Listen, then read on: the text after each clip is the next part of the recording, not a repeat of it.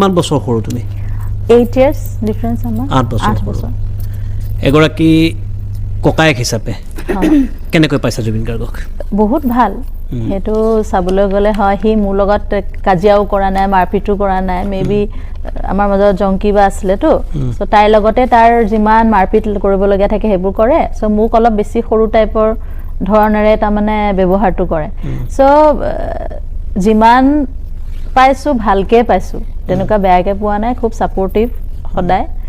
মও সাপোৰ্ট কৰো বাৰু কেতিয়াবা আমি ক্ৰিটিসাইজো কৰো ৰাতিবা সময়ত আমি ধৰক মই অফিচৰ যোৱাৰ আগত আগমুহূৰ্ত হি যদি পাইহি তেতিয়া বৌ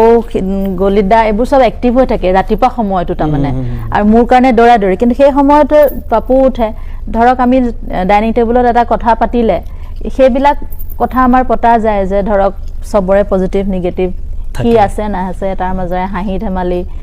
তো তেনেকুৱা ককায়েক হিচাপেটো খুবেই ভাল ককায়েক হিচাপে জুবিন গাৰ্গ ভাল সিৰিয়াছ কথা কিবা এটা পাতিবলৈ ললে তেওঁ মানে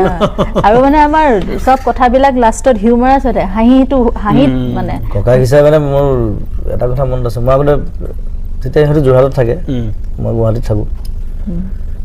আৰু তেতিয়া মই জুবিন গাৰ্গ হৈছো আৰু চিনাকি সবে চিনি পায় আৰু 1994 5 6 তেনেকুৱা তেতিয়া ঘৰলৈ বহুত নম্বৰত যাওঁতো মই বহুত গ'লে সিহঁতে কিনো পঢ়ি আছে মই পাহৰি যাওঁ তাৰমানে